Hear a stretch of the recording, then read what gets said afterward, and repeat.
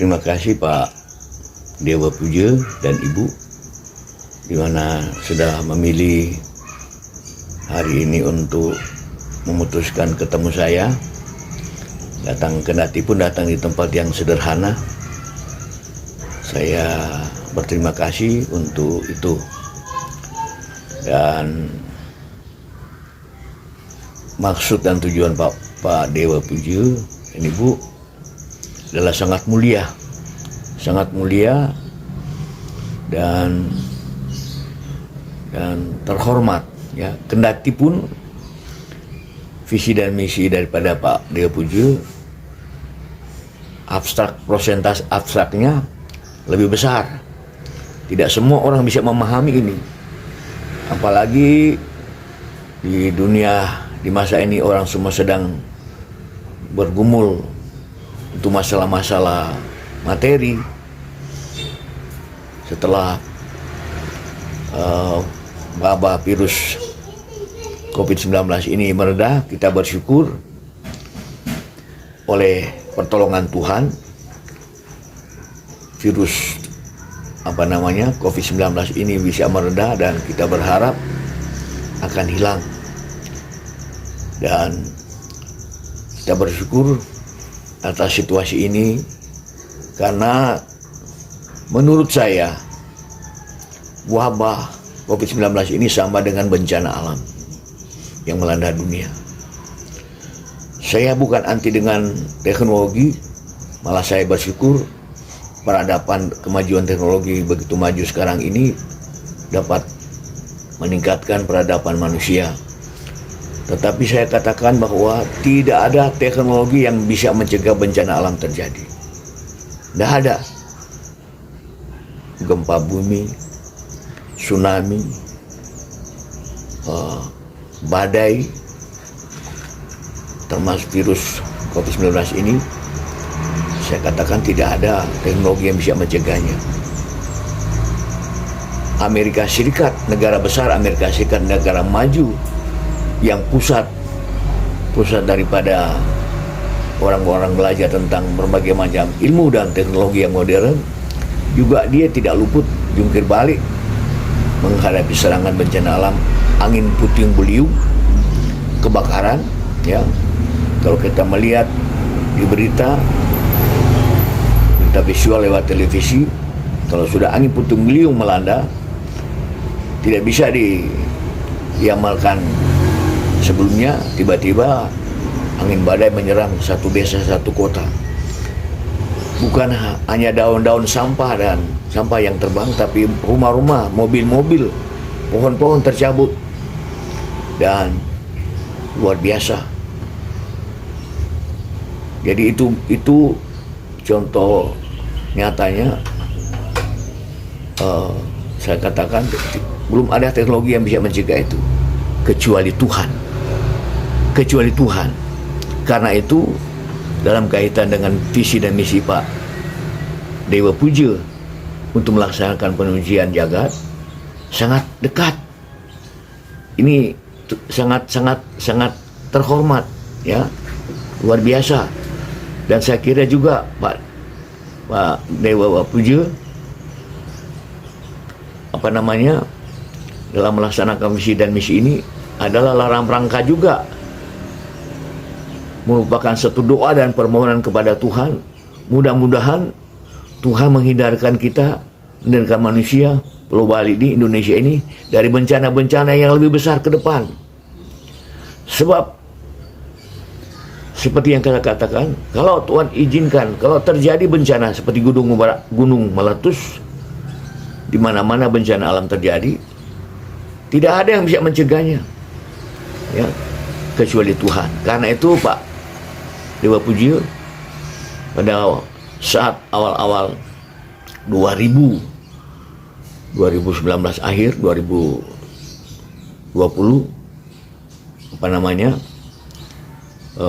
COVID-19 mengamuk, pemerintah mengambil kebijakan untuk menghentikan semua kegiatan berkumpul di mana-mana, termasuk ibadah. Dan satu saat pada 2019 2020 diinstruksikan supaya semua tempat-tempat ibadah, perhimpunan-perhimpunan supaya dihentikan. Tetapi saya, Pak Dewa Puji, hari Minggu satu-satunya gereja di Singaraja, di Buleleng, saya buka. Tapi yang hadir saya hanya ukur kurang lebih 10 orang saja. Dengan anak-anak ada 15 orang. Saya buka. Dan pagi-pagi sudah ada datang wartawan mewawancari saya, Pak, mau dibuka, mau ada ibadah. Ya, saya berdoa, saya mau ada ibadah. Dengan pemahaman pengertian, saya katakan kita ini menghadapi bencana dan musuh yang tidak kelihatan. Kendati bencana ini sangat ekstrim ini, mengancam nyawa manusia. Ini kita tidak bisa berbuat apa-apa dengan apapun, sebab musuh yang kita hadapi tidak kelihatan. Sementara dia melakukan serangan-serangan yang ekstrim, tiba-tiba orang jatuh pingsan, meninggal. Kenapa saya buka? Saya katakan kenapa gereja saya buka? Untuk saya berdoa untuk beberapa orang. Karena menurut keyakinan saya, hanya Tuhan yang bisa membantu kita terhindar menghadapi bencana ini. Dan kemudian Pak Dewa, besoknya saya dipanggil di kantor agama. Ditanya, kenapa kok dibuka gerejanya? Saya bersyukur saya ditanya. Di sana saya memaparkan tujuan saya. Pak Ketua Forum FKUB, Ketua Forum Umat Beragama, dan semua yang hadir di situ, saya katakan, gedung gereja waktu itu kemarin itu saya buka tidak dalam maksud melawan menantang kebijakan pemerintah. Gereja tetap pada posisi menghormati, mendukung kebijakan pemerintah. Sebab kebijakan untuk menghimbau masyarakat tidak melakukan kegiatan berkumpul di mana-mana, termasuk gereja, tempat ibadah, supaya tidak melakukan perkumpulan. Kalau saya membuka, saya tidak bermaksud melawan kebijakan pemerintah. Saya menghormati Pak Jokowi sebagai kepala negara. Saya menghormati semua tokoh-tokoh masyarakat. Saya menghormati.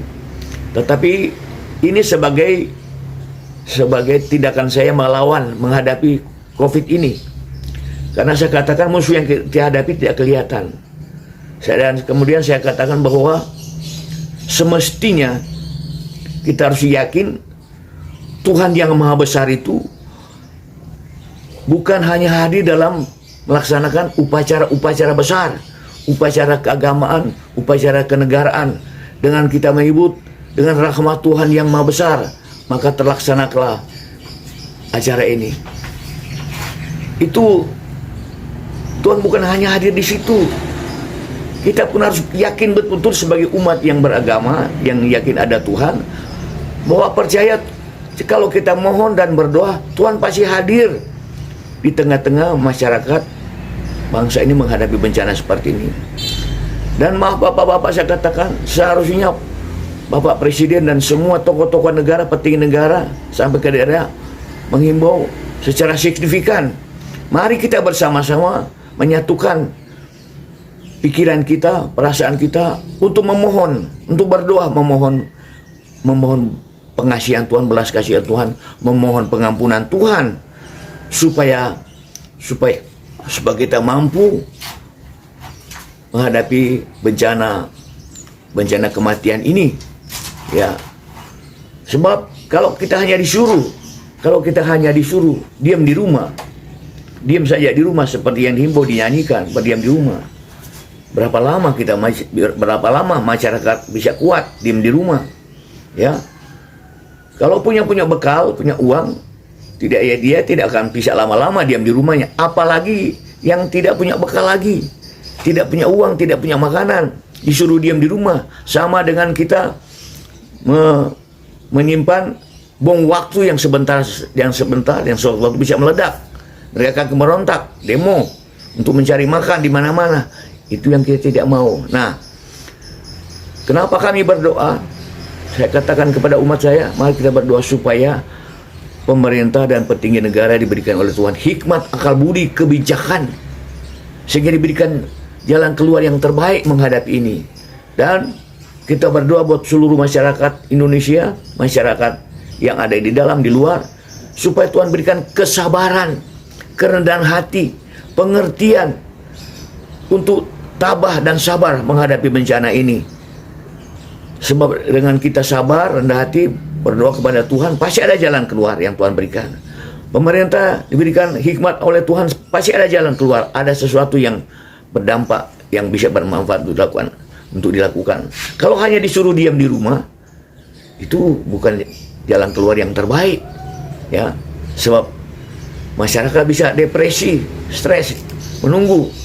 Nah, tapi kalau kita sudah berdoa mohon pertolongan, kalau masyarakat bersatu, signifikan berdoa memohon pertolongan Tuhan, masyarakat diberikan kesabaran, kerendahan hati, masyarakat diberikan pengertian, dan pemerintah juga demikian akan Tuhan berikan hikmat, akal budi, jalan keluar yang terbaik. Nah itu Pak yang saya sampaikan sepintas dari apa yang tindakan saya. Ya, saya dipanggil oleh kantor agama, itu ditanya kok bisa, kok saya sama sekali katakan saya sangat menghormati, saya sebagai warga negara, kami sebagai lembaga gereja sangat menghargai, menghormati, mencintai para pemimpin dan menghormati. Tapi kalau dipertanyakan kenapa saya buka gereja, bukan tindakan melawan, tapi sebagai pernyataan masih ada Tuhan yang bisa menolong kita. Kita harus sebagai umat yang beragama, yang menerima Pancasila sebagai dasar negara. Sila pertama adalah ketuhanan. Kita bukan hanya bangga, happy menyebut Tuhan yang Maha Besar dalam perayaan-perayaan hari raya negara atau hari-hari tertentu. Tapi kita harus yakin juga, saya yakin dengan sungguh-sungguh bahwa Tuhan akan hadir bersama kita menghadapi bencana yang besar ini. Kalau seluruh bangsa Indonesia bersatu berdoa, pasti Tuhan dengar. Saya katakan, pada waktu para panitia persiapan kemerdekaan, para tokoh-tokoh seluruh bangsa Indonesia mempersiapkan, kalau negara yang merdeka kita idam-idamkan ini, nanti kalau sudah merdeka, dasarnya apa? Dasar negaranya apa? Seperti apa ke depan? Sebab kalau tidak jelas dasarnya, itu membuat risau para leluhur, para perintis, para panitia perintis kemerdekaan. Akan mungkin lebih kacau lagi, ya. Sebab Indonesia itu latar belakangnya berbagai macam suku, budaya, adat, agama, dan lain sebagainya. Dan setelah merdeka, sekarang masih mau bersatu, tapi tidak jelas kepentingannya. Nah, ini harus jelas dasarnya. Kita merdeka apa?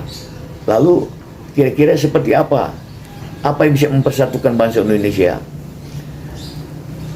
Para tokoh bangsa Indonesia, leluhur bangsa Indonesia, mereka bersatu dalam doa, mohon petunjuk Tuhan, agar supaya negara yang dicita-citakan ini belum merdeka tidak malah menjadi bumerang, ada konflik yang tidak dapat diatasi. Mari kita berdoa memohon pertolongan Tuhan. Sudah berhari-hari, berminggu-minggu, berbulan ketemu, baru Tuhan jawab lewat Bapak Bung Karno, Insinyur Soekarno. Dia bukan panitia, dia bukan anggota panitia persiapan kemerdekaan waktu itu. Dia hanya sebagai peninjau. Lalu dia berdiri duduk belakang. Saya punya konsep Pancasila. Nah, singkatnya, setelah diuraikan oleh Bung Karno, Pancasila itu apa, dan semua lega. Ini yang cocok, ini yang tepat. Negara kita tidak didasarkan pada satu falsafah, satu suku, tidak didasarkan pada filosofinya satu agama, tetapi didasarkan pada filosofinya dari semua budaya masyarakat. Pancasila tepat sekali. Setelah digodok-godok, Oh, ketuhanan ada paling bawah, nyak cocok. Di balik ketuhanan, taruh di paling sila pertama. Tuhan mendengar doa bangsa Indonesia. Sehingga ini disiapkan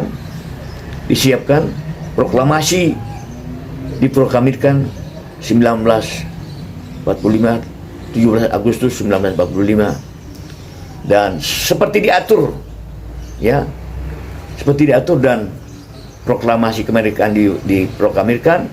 Dasar negaranya yang merdeka, NKRI ini sudah disusun begitu rupa. Tuhan setuju. Karena apa? Bangsa Indonesia bersatu, berdoa, memohon kehadiran Tuhan. Apa menjadi doa faktor nyata, real doa daripada seluruh bangsa Indonesia dan seluruh tokoh-tokoh bangsa Indonesia yang menyusun rencana kemerdekaan itu adalah Pancasila. Di situ pertama-tama silanya ketuhanan yang maha. Jadi betul-betul menyadari, meyakini kalau bukan Tuhan yang menolong, kita tidak bisa apa-apa. Kita tidak bisa apa-apa. Konflik besar masih harus terjadi. Kalau bukan Tuhan yang menolong, kita tidak ada kekuatan untuk melanjutkan Indonesia merdeka itu ke depan seperti apa. Tapi dengan pertolongan Tuhan, kita mampu, kita siap. Ya, seluruh bangsa Indonesia pelan-pelan akan memahami dan mengerti Indonesia merdeka itu seperti apa, dasarnya seperti apa. Nah, begitu Pak. Ini begini pembukaan saya. Kemudian seperti saya dipanggil ke kantor agama, ini yang saya kurang lebih sampaikan. Dan saya sampaikan pada akhirnya, kan mohon maaf, saya minta maaf sebesar-besarnya kalau apa yang saya kemukakan disampaikan ini ada yang kurang cocok. Tapi saya direspon, betul Pak Pendeta, tidak usah minta maaf, apa yang dilakukan Pak Pendeta tepat sekali. Ya, setelah Pak Pendeta menjelaskan, kok gerejanya dibuka, bukan melawan, saya bukan melawan. Kalau saya melawan, suruh datang aja semua, cuman jadi. Tapi saya tidak, hanya perwakilan saja, kurang lebih 10 orang, untuk menyatakan Tuhan memohon doa. Dan saya yang doakan, dari Presiden sampai bapak-bapak yang ada di sini, langsung tidak langsung, saya doakan supaya diberikan kebijaksanaan, hikmat, akal budi. Nah, gitu. Jadi itu kurang lebih sudah mepet-mepet dalam visi dan misinya Pak Dewa Puja ini, ya, dalam misi untuk penyucian Pulau Bali ini. Dan saya kembali kepada inti apa yang Pak Dewa mau tanya. Saya mulai dulu dengan mengatakan bahwa umat Kristiani yang ada di Kabupaten Buleleng kurang lebih 33.000 yang Kristennya, kurang lebih 2.000 lebih sedikit, yang Katoliknya hampir mendekati 1.000 Katoliknya. Dulu dikatakan Kristen Katolik, Kristen Protestan, kemudian itu dirubah, tidak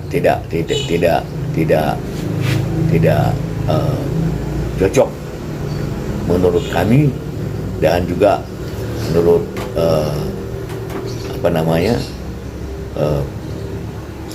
menurut aturan bermasyarakat berbangsa bernegara, khususnya dalam menempatkan posisi lembaga-lembaga agama. Jadi dikatakan Gereja Katolik, agama Katolik. Yang Protestan tidak disebut lagi Protestan, sebab itu sejarah memang Protestan itu sebetulnya Pak Dewa Puja, Kristen Protestan itu semua datang dari Katolik juga. Setelah Bapak Reformasi Martin Luther melaksanakan visi dan misinya, visi dan misi Martin Luther itu sangat terpuji, terhormat. Pada waktu dia sebagai seorang paus di Vatikan Roma, menyampaikan berapa pasal, hampir 100 pasal dia sampaikan bahwa ada yang kurang cocok dengan pengamatan saya. Yang menjadi pokok terbesarnya baiklah kita ini gereja, ngurus gereja aja. Politik biar diurus pemerintah, kita tidak boleh campur. Nah ini masalah terbesar yang dihadapi Martin Luther. Dia keluar dari kepausan, menimbulkan kehebohan pro dan kontra. Mereka berpikir bahwa Martin Luther ini menginginkan jabatan yang lebih tinggi, mungkin menginginkan menjadi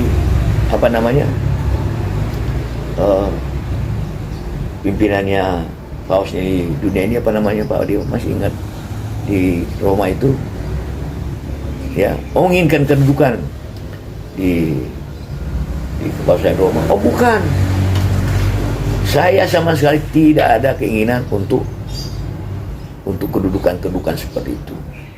Malah justru saya ingin mengundurkan diri. Ya, saya ada pada misi yang bagi masyarakat dan siapapun yang bisa memahami saya, mengikuti saya, baik. Dan kalau tidak, saya akan jalan terus.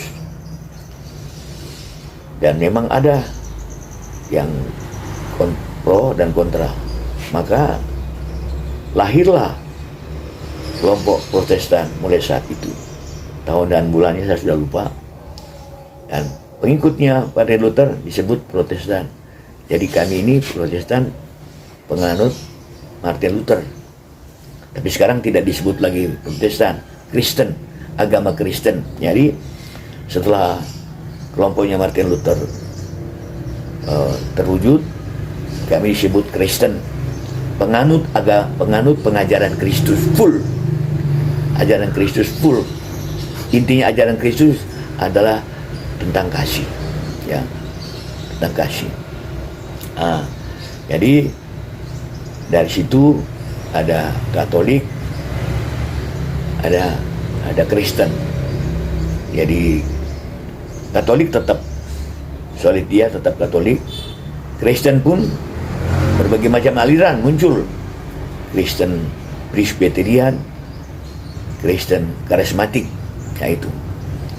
Dan kami gereja Pantekosta di Indonesia yang saya pimpin, dan kelompok kami yang ada gereja Pantekosta di Indonesia, di seluruh Indonesia, adalah gereja karismatik, gereja Pantekosta di Indonesia yang ada di Indonesia. Dan kemudian gereja Pantekosta di Indonesia dulu disebut The Pastor Care Indonesia, ya. Gereja Pantekosta di Indonesia yang ada di Indonesia dan sekarang berada di Bali, di Singaraja, adalah hasil penginjilan daripada misionaris dari Amerika tahun 1921, bulan Maret tahun 1921. Misionaris dari Amerika, warga kebangsaan Belanda, tapi mereka menjadi warga negara Amerika. Kemudian mereka diutus ke Indonesia memberitakan Injil di Indonesia, khususnya untuk gereja karismatik, gereja Pantekosta. Jadi gereja Protestan itu terbagi dua, Presbyterian dan karismatik. Gitu. Pak Dewa Puja sebelumnya dari misionaris Pantekosta datang, sudah ada juga misionaris dari Portugis datang ke Indonesia. Karena kita harus mengakui bahwa agama-agama di Indonesia, agama Hindu, agama Buddha, agama Islam, agama Kristen, adalah semuanya pada mulanya datang dari luar, ya. Dan termasuk agama Kristen, Protestan, Katolik, adalah semua juga datang dari luar, ya.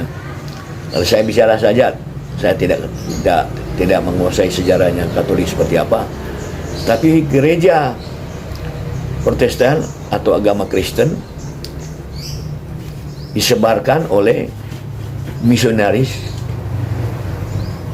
Portugis.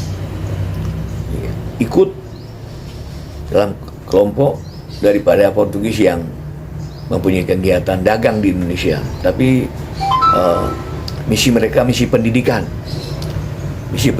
lewat misi gereja lewat pendidikan. Jadi gereja-gereja Kristen di Indonesia Timur dan Utara, termasuk Sulawesi Utara, Maluku, Flores, adalah bagian daripada penginjilan Portugis. Nah, kalau Pak Dewa kemana-mana ketemu gereja yang ada stupanya, kemudian di atasnya itu ada ayam, itu sejarah peninggalan Portugis itu, ya. Gereja GPIB yang ada di Singaraja sekarang ini, yang ada di depannya Ardis dulu, GPIB yang itu peninggalannya Belanda. Tapi saya belum memastikan itu tidak murni dari Belanda, tetapi sebelumnya Portugis. Karena memang Portugis yang boleh dikata 70% mereka datang melaksanakan penginjilan lewat pendidikan. Kalau Belanda full dagang, full untuk berdagang, mengambil hasil bumi dari Indonesia. Dan sementara itu mereka juga melakukan kegiatan penyebaran gereja, tapi tidak seperti Portugis. Memang mereka memberitakan Injil. Belanda malah memodifikasi gereja. Gereja boleh ada di sini, gereja boleh ada di sana, tapi jangan menyinggung tentang penjajah. Sebab di Injil diberitakan jangan membunuh, jangan melakukan penindasan, jangan lakukan ini. Ini kontra betul dengan misi penjajahan. Jadi penjajah mengizinkan gereja ada di mana-mana, tapi jangan menyinggung tentang penjajah, ya. Sebut saja hormati pemimpin, tapi memang di kitab suci sebut hormati pemimpin, hormati pemerintah, bayar pajak. Itu saja yang harus diulang-ulang. Jangan singgung-singgung tentang penjajahan itu adalah kejahatan, ya. Penjajahan adalah kejahatan. Jadi Belanda tidak suka sebetulnya dengan penginjilan dan penyebaran gereja, ya. Mereka modifikasi, boleh ada di mana-mana, tapi harus gereja sesuai dengan misinya penjajah. Tapi yang sebenarnya full penginjilan itu adalah Portugis. Tapi setelah Portugis pergi, tidak disertai dengan, belum ada pengganti-pengganti melanjutkan membina umat yang sudah terima Injil di seluruh Indonesia. Karena Pak Dewa, seluruh Indonesia sebelum agama-agama masuk di Indonesia ini masih seperti Bali, ya. Percaya ada Tuhan tapi tidak jelas, belum jelas seperti apa, ya. Bahkan kalau saya boleh katakan, di kampung saya di Manado, di satu desa, sama dengan cara melakukan ritual keagamannya sama seperti di Bali, ya. Seluruh Indonesia boleh dikata pengaruh Hindu itu masih luas. Pengaruh Hindu di seluruh Indonesia ada, apalagi di Jawa, ya, di Jawa luas. Di Sulawesi juga ada. Tapi setelah ada penginjilan baru ada perubahan-perubahan. Ya gitu. Jadi di Bali, di Singaraja pertumbuhan gerejanya demikian, ada Katolik, ada Kristen. Seluruhnya kurang lebih 3.000. Yang Protestannya kurang lebih 2.000. Yang Katoliknya kurang lebih mendekati 1.000, ya gitu. Dan kemudian saya mau sampaikan bahwa ada juga misionari dari misionari gereja Kristen meninggal dikubur di Lili Gundi karena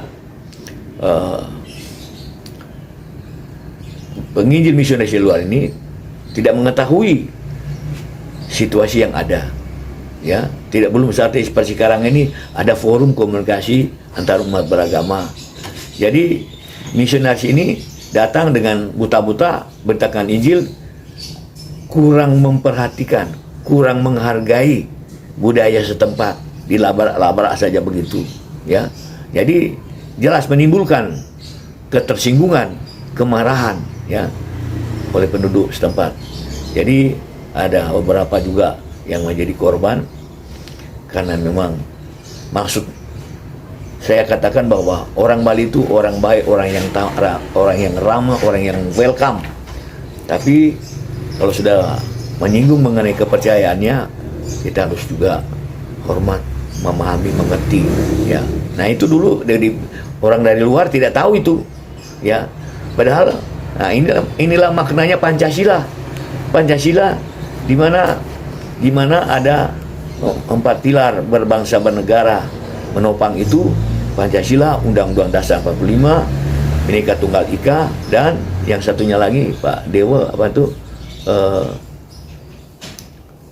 Pancasila, Undang-Undang Dasar 45, Bhinneka Tunggal Ika, dan apa tuh yang satu itu, bisa dibantu saya Ibu? NKRI. NKRI.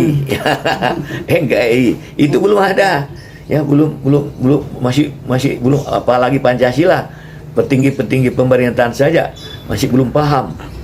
Nah karena itu saya sangat setuju sekali, saya sangat penggeran sekali agar supaya Pancasila ini mulai dari TK, perguruan tinggi harus signifikan ya. Kita jangan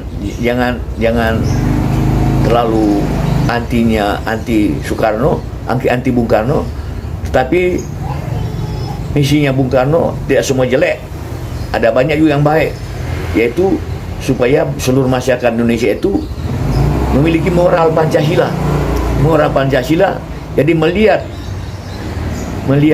pribadi-pribadi masyarakat Indonesia, jangan lihat dari sukunya, jangan lihat dari agamanya, dari budayanya, lihat dia adalah sama-sama anak bangsa ya, yang punya visi dan yang sama untuk bersatu agar supaya negara maju ya, seperti sekarang dalam visi dan misinya Pak Jokowi, harus bersatu kita maju. Kalau tidak bersatu kita tidak bisa maju, omong kosong ya. Bersatu baru Indonesia maju. Nah gitu.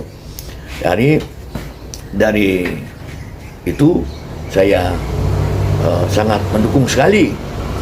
Kali saya diundang, kita jangan hanya Pancasila harga mati, wujudkan mulai dari anak-anak kita sampai anak-anak yang di perguruan tinggi betul-betul memiliki, menjiwai semangat sebagai anak bangsa, semangat Sumpah Pemuda ya, satu tanah air, tanah Indonesia, Sumpah Pemuda, satu bangsa Indonesia, satu bahasa Indonesia. Itu harus selalu didorong, diingatkan, sehingga seluruh bangsa Indonesia ini betul-betul memiliki semangat dan dasar hidup sebagai bangsa, memiliki moral Pancasila ya. Dalam melihat perbedaan yang ada, jangan jadikan untuk titik untuk bersentuhan, bermusuhan, tapi perbedaan ini adalah Tuhan berikan supaya kita saling membutuhkan, saling membantu, dan saling menerima. Itu yang dijelaskan dalam penjelasan 4 pilar dalam berbangsa bernegara itu ya. Kemudian kembali kepada kami Gereja Pantekosta Indonesia, di mana sudah sejarahnya Gereja Pantekosta Indonesia itu, misionaris Gereja Pantekosta itu masuk di Indonesia, telapak kaki mereka pertama turun di Pelabuhan Beleng pada bulan Maret 1921 ya. Turun datang di Indonesia, kaki mereka pertama menginjakkan kaki mereka di Singaraja, Bali.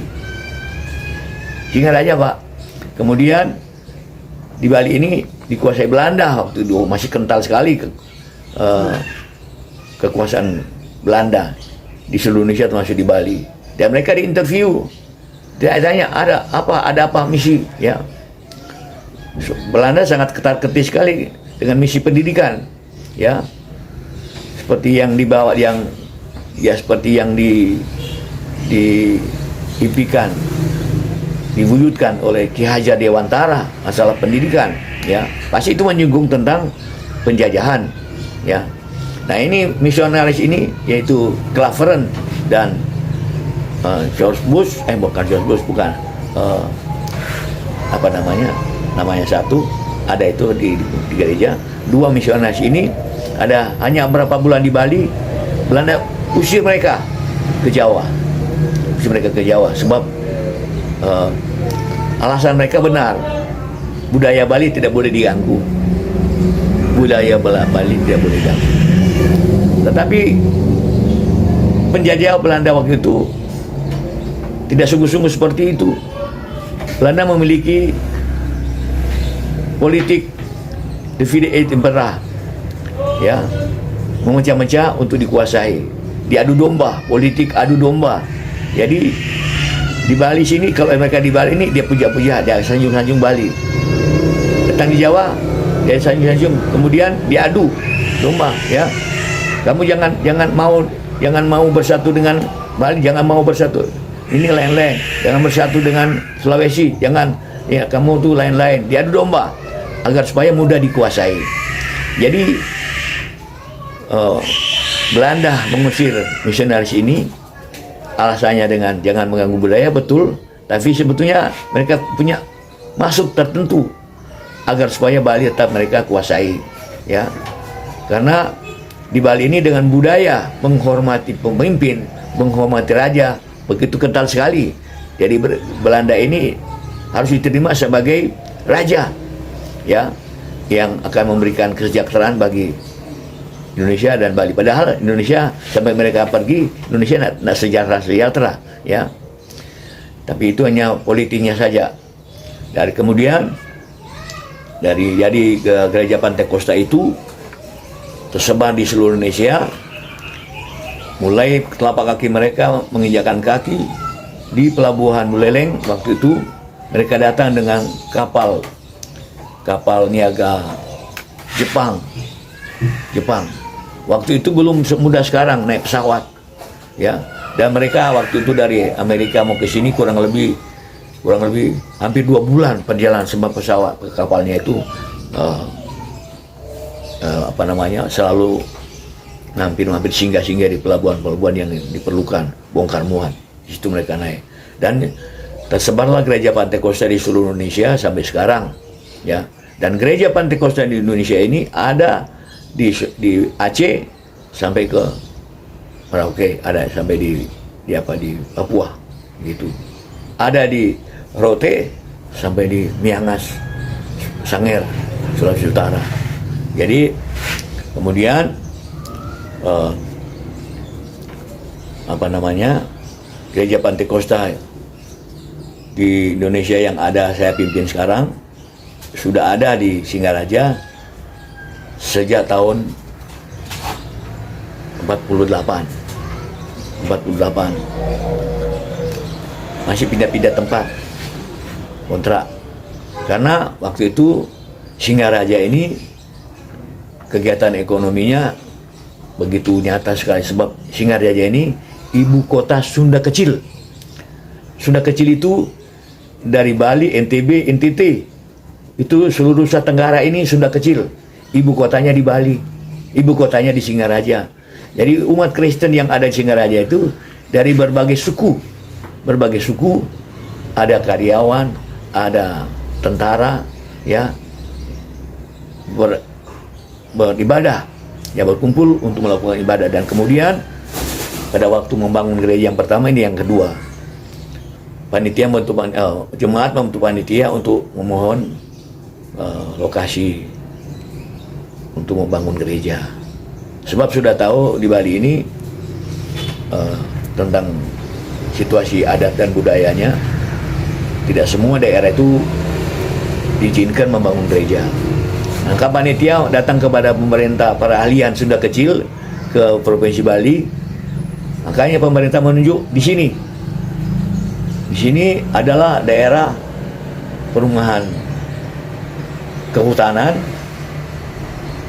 dan ya kehutanan, PU ke utara, Jalan Deli ini ke barat, Dan di sini sebagian barat ini masih sawah, masih sawah, masih sawah. Maka pemerintah tuju beli tanah di sini. Jadi pemerintah yang memfasilitasi, pemerintah peralihan dari Sunda Kecil ke Provinsi Bali memfasilitasi beli di sini, beli tanah di sini sebanyak 10 ar.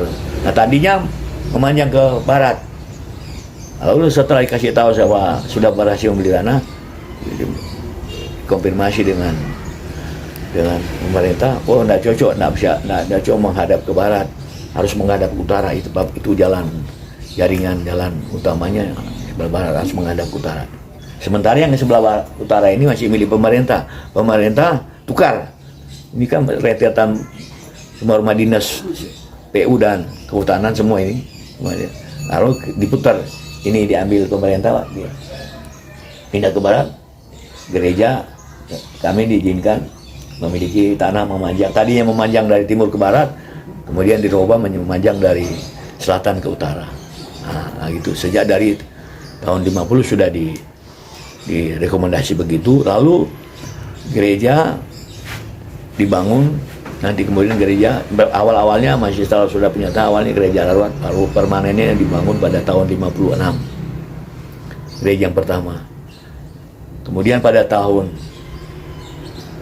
2016 yang lalu dimulai pembangunan, mulai dari 2010, 5 tahun Pak mengumpulkan dana, mewujudkan membangun. Pemerintah juga membantu sedikit dari 5 tahun, kemudian diresmikan oleh Bupati Agus Suratnyana pada 22 Juni 2016. Ya, ini gereja kita ini. Nah, gitu. Jadi umat kami yang ada sekarang ya kurang lebih 200 lebihan. Ya 200 lebihan. Dan kemudian muncul gereja-gereja kecil di umat kami gereja ini masih gereja bangunan gereja yang pertama penuh sekali. Jadi muncul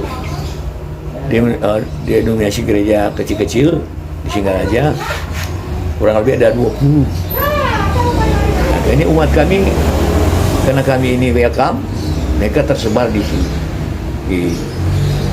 gereja-gereja kecil yang beraliran karismatik.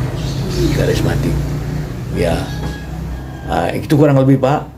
Jadi gereja yang permanen di Singaraja, di samping gereja Katolik itu sebetulnya lahannya miliknya pemerintah itu.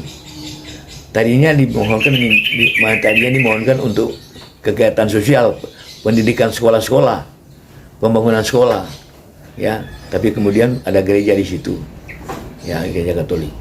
Ini gereja Katolik itu ada di atas semua, di luar, ya. Tahun 70 baru dia bangun gereja di situ, di Jalan Kartini.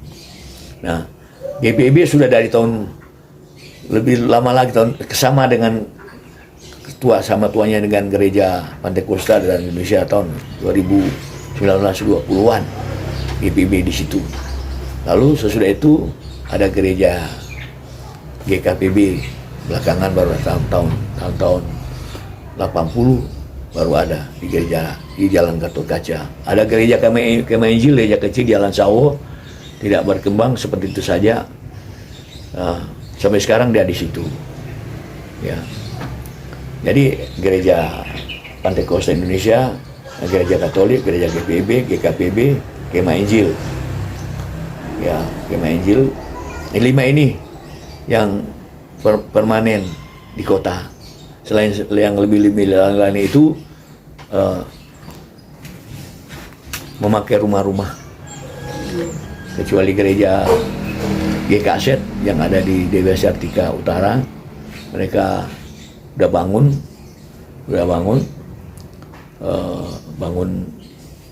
mereka tidak sebut gereja tapi mereka sebut tempat berkumpul, tempat ibadahnya gereja umat Kristen Abdi Al-Sion di situ.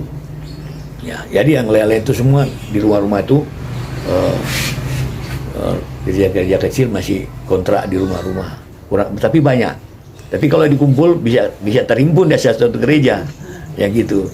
Jadi yang permanen di Singaraja itu ada Katolik, GPIB, juga di sini GKPB, Kema Injil. Ya, ada di Jalan Sawo. Nah itu. Nah, kemudian sistem manajerialnya Gereja Pantekosta di Indonesia dan kesejahteraannya, kami tidak digaji, melainkan hidup kami dari kemurahan hati umat, ya, kemurahan hati umat, karena misi kami adalah memberitakan Injil, ya, memberitakan Injil,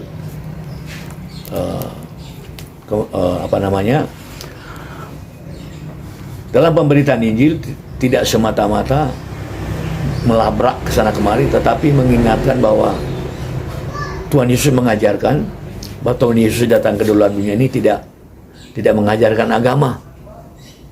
Tuhan Yesus tidak mendirikan agama Kristen, tidak ada. Tuhan Yesus memberitakan supaya kamu bertobat, ya, supaya kamu percaya kepadaku, pada Tuhan, dan hidup menurut kehendak Tuhan. Hidup dalam norma-norma yang benar. Hidup dalam kasih-Nya Tuhan. Memang kalau hidup dalam kasih-Nya Tuhan, Pak, beda dengan penguraian pengertian kasih manusia.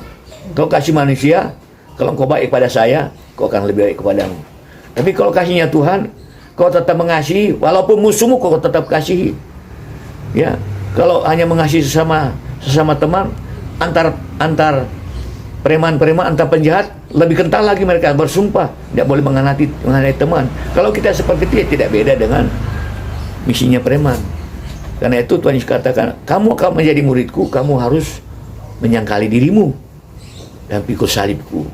Ya, kamu harus belajar kepadaku, karena aku lembut dan rendah hati. Jadi kamu harus mengajarkan bahwa Tuhan Allah memperkenalkan dirinya, walaupun dia Tuhan Allah adalah Tuhan yang maha besar, maha kuasa, maha ajaib, tapi dia bukan monster yang haus darah. Tuhan memperkenalkan pribadinya Tuhan Allah yang penuh dengan belas kasihan.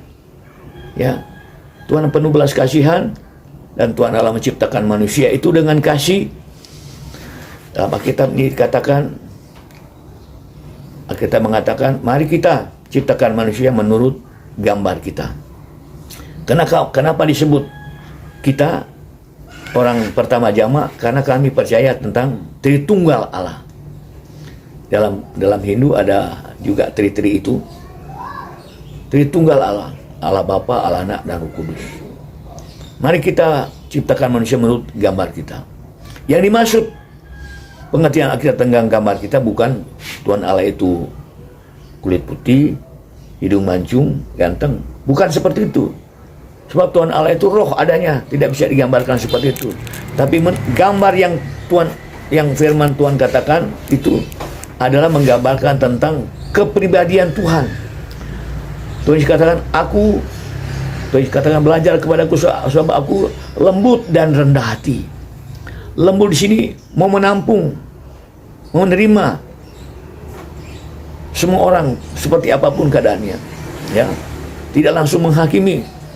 Tuhan Yesus tahu kenapa ibarat perilakunya kalau digambarkan warna-warna, kenapa dia merah, kenapa dia hitam, kenapa, harus tahu penyebabnya apa.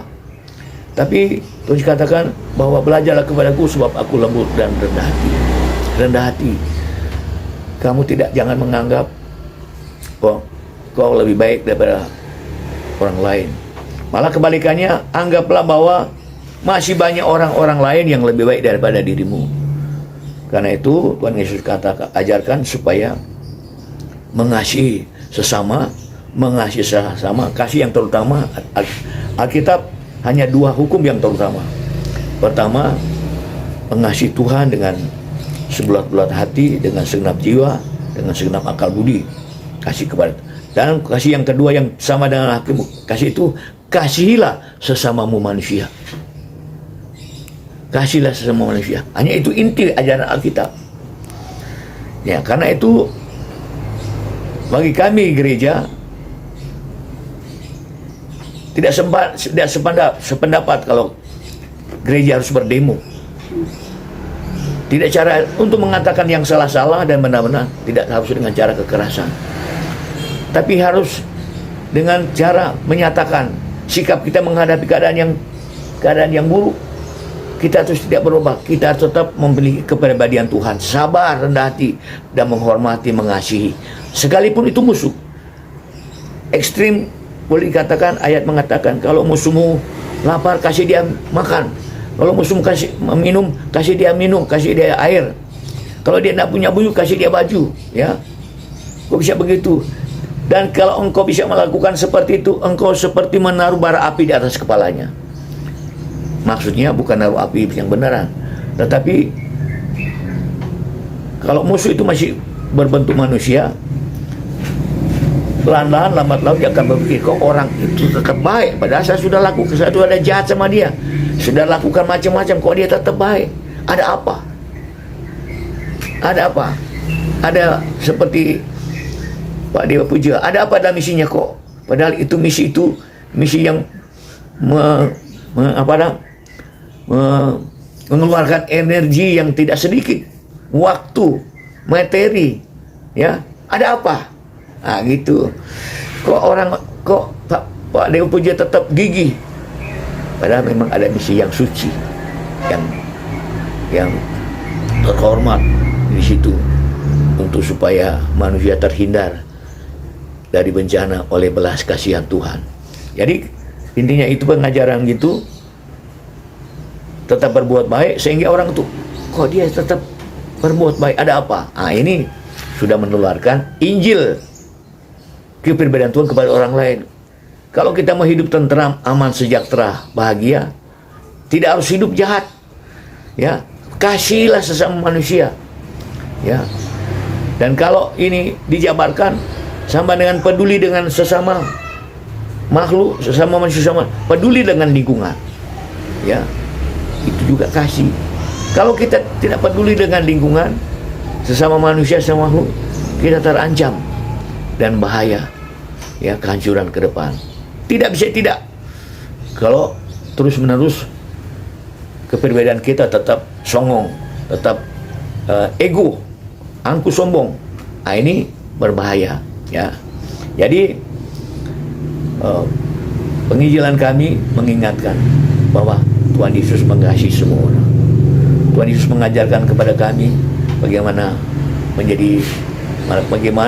supaya bisa mendapatkan kebahagiaan. Hiduplah dalam kepribadian Tuhan Yesus. Ya, sebab saya katakan menjadi orang Kristen belum tentu selamat. Sebab Tuhan Yesus datang bukan menyebarkan agama Kristen. Agama Kristen saja mungkin pendeta pun juga belum tentu selamat. Ya, tapi 100% selamat kalau kita betul-betul menerima Tuhan Yesus sebagai Tuhan Yesus selamat, dalam pengertian menerima pengajarannya lahir batin, memiliki kepribadian Tuhan Yesus, baru selamat. Ya, kalau hanya agama saja tidak bisa menyelamatkan. Tapi kalau kita memiliki kepribadian Tuhan, langsung tidak langsung dalam misinya Pak Dewa Puja, memiliki kepribadian Tuhan, peduli dan lingkungan, pasti kita selamat. Ya, jadi umat kami selalu sampaikan seperti itu, apalagi sebelum masalah falsafah negara digalakan, itu sebelum itu ada, itu falsafah negara itu sejalan dengan Injil. Jadi dari pagi-pagi memang Tuhan sudah tahu bahwa malapetaka di dunia ini terjadi karena kutukan dosa. Malapetaka di dunia ini terjadi karena kutukan dosa. Malapetaka apa saja? Kemiskinan, kemelaratan, bencana. Karena Tuhan izinkan terjadi supaya manusia itu sadar. Supaya sadar, jangan selalu mengandalkan logika pikirannya. Harus selalu ingat kepada Tuhan, ya. Harus selalu ingat kepada Tuhan. Kutukan dosa itu menyebabkan berbagai bencana terjadi. Tidak ada yang bisa membebaskan kita dari kutukan dosa kecuali hanya Tuhan. Kalau kita datang kepada Tuhan beriktikad, Tuhan, saya berdosa, saya jahat, saya bertobat, saya mau merubah karakter saya. Ampuni saya Tuhan, terima. Dan kami dalam iman Kristiani menyatakan hanya Tuhan Yesus yang sanggup membebaskan kita dari kutukan dosa. Tuhan Yesus sudah dengan nyata datang ke dalam dunia. Dia adalah Allah menjadi manusia dalam Yesus, menjadi manusia misinan Bapa. Diadil dengan tidak adil, dianiaya yang begitu keji, dihina begitu rupa. Karena apa? Dia mengambil kutukan dosa itu daripada manusia. Dia ambil kutukan dosa itu, dia tanggungkan atas dirinya. Dan Alkitab mengatakan, karena demikian Allah mengasihi dunia ini, sehingga dikaruniakannya anak yang tunggal, supaya barang siapa yang percaya kepadanya tidak binasa, melainkan beroleh hidup yang kekal. Tuhan Yesus menanggung kutukan dosa itu, dan yang percaya kepadanya, percaya Anda juga dibebaskan dari kutukan dosa. Saya percaya juga Pak Dewa Puja percaya kepada Tuhan Yesus, Bapak juga bebas dari kutukan dosa, sehingga lega melaksanakan visi dan misinya. Walaupun banyak tantangan, banyak rintangan, itu biasa. Mewujudkan hal-hal yang terbaik selalu ada tantangan.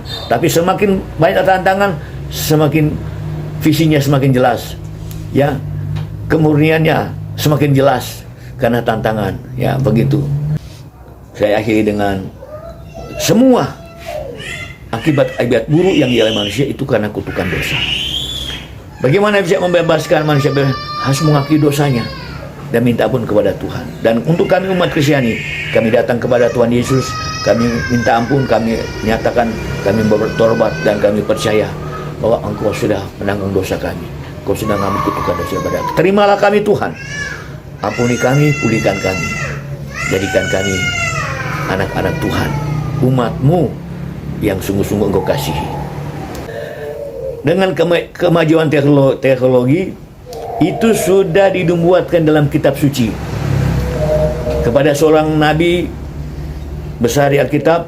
Sudah ini katakan nanti pada akhir zaman aku akan membukakan pengetahuan, hikmat diberikan kepada manusia, sehingga manusia mendapatkan pengetahuan, mengetahui tentang isi laut, mengetahui tentang udara, mengetahui tentang lingkungan. Ya, pengetahuan adalah sangat positif.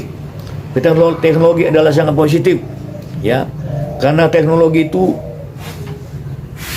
diwujudkan dengan pengetahuan hikmat yang dari Tuhan. Jadi iman Kristen tidak melawan teknologi kemajuan, melainkan mensyukuri, karena itu adalah bagian daripada peradaban yang tidak maju menjadi maju. Hanya dampaknya kami sadari, tidak selamanya kemajuan teknologi yang dimaksud untuk memajukan peradaban manusia full untuk peradaban manusia yang maju, tetapi ada juga dimanfaatkan kejahatan. Kejahatan juga memanfaatkan teknologi yang maju. Nah, ini bagaimana melawannya? Umat kami bekali dengan iman, takut kepada Tuhan dan mengasihi Tuhan. Ya, kalau sudah ada tanda-tandanya Anda digiring untuk melakukan kejahatan oleh teknologi yang maju saat ini, Anda harus lawan, harus bertindak. Sebab sudah dikatakan Tuhan Yesus, kalau kamu mau mengikut aku, kamu harus menyangkali diri. Jadi kalau sudah sesuatu walaupun mengenakan jasmanimu, tapi itu jahat, mengakibatkan lingkungan jahat, lawan itu, jangan dilakukan. Kata Tuhan Yesus, pikulah salib, lawan. Artinya salib harus menganut ajaran Tuhan. Walaupun kita masih harus menderita, tidak apa-apa, yang penting misi kita benar, agar supaya kita jangan hidup dalam kejahatan. Karena sekarang teknologi sedang digiring oleh penjahat menjadi bagian daripada peradaban kejahatan. Teknologi sangat positif. Gereja menerima kemajuan teknologi, ya, karena itu dari lewat teknologi yang modern ini, manusia akan sadar Tuhan itu luar biasa, ya. Tuhan itu biasa. Termasuk yang paling nyata sekarang adalah teknologi informasi dan komunikasi. Informasi dan komunikasi. Di zaman tahun-tahun sesudah merdeka, komunikasi sangat sulit. Ya, mau interlokal harus diputar dulu, begitu rupa ditelepon, untuk telepon itu teriak-teriak lagi, belum tentu lagi terima betul. Kemudian ada telegram, itu hanya sampai di kecamatan, telegramnya itu, ya, itu juga hambatannya banyak, ya. Tapi kemudian dengan pertumbuhan kemajuan teknologi informasi berkembang luar biasa, kita syukuri bahwa ini berkat Tuhan. Hanya memang kita harus akui kejahatan pun memakai teknologi ini. Dan untuk melawan itu, umat kami harus mereka pertebal iman kepada Tuhan. Kalau sudah ada penggirian kepada caranya menawarkan yang enak-enak, ya, itu biasa mereka katakan, lawan itu, ya, sebab informasi di sarana informasi komunikasi modern seperti HP ini kota ajaib ini, Pak. Apa yang terjadi di dunia ini kita bisa tahu lewat kota ini. Untuk menyimpan arsip-arsip tidak perlu buku-buku lagi yang ada di kamar, begitu rupa. Yang penting punya HP yang bagus, kita bisa akses apa masalah kesehatan, masalah politik, masalah sudah bisa kita akses di HP. Ini kemajuan teknologi yang tidak bisa dibantah, teknologi komunikasi dan informasi. Dan ini kami gereja menerima, hanya memang dampaknya harus dilawan. Dampaknya ada yang merusak moral generasi muda, ya. Syukur pemerintah berusaha mengadaptasi yang informasi yang jelek, tapi tetap juga muncul informasi yang dikatakan hoax. Sebetulnya tidak ada, tapi bilang ada. Nah, itu sebetulnya tidak boleh. Itu sudah pengkhianatan terhadap peradaban yang maju. Peradaban maju menciptakan alat-alat modern yang canggih seperti adalah maksudnya untuk kesejahteraan manusia, tapi berbalik mencelakakan manusia. Jadi prinsipnya, kesimpulannya, gereja sangat menerima informasi dan komunikasi, sarana informasi dan komunikasi yang modern. Yang penting manusia sekarang ini supaya betul-betul menikmati apa yang menjadi visi daripada teknologi modern ini, harus dipertebal imannya kepada Tuhan, ya. Dipertebal imannya kepada Tuhan. Sebab dengan memiliki sarana komunikasi yang modern ini, orang-orang komunikasinya ingin cepat, ingin mencari keuntungan, kesenangan jasmani yang cepat, memanfaatkan kejahatan. Ada semua di situ tuh cara-caranya. Jadi umat harus kembali kepada kitab suci. Ini hanya sarana, ya.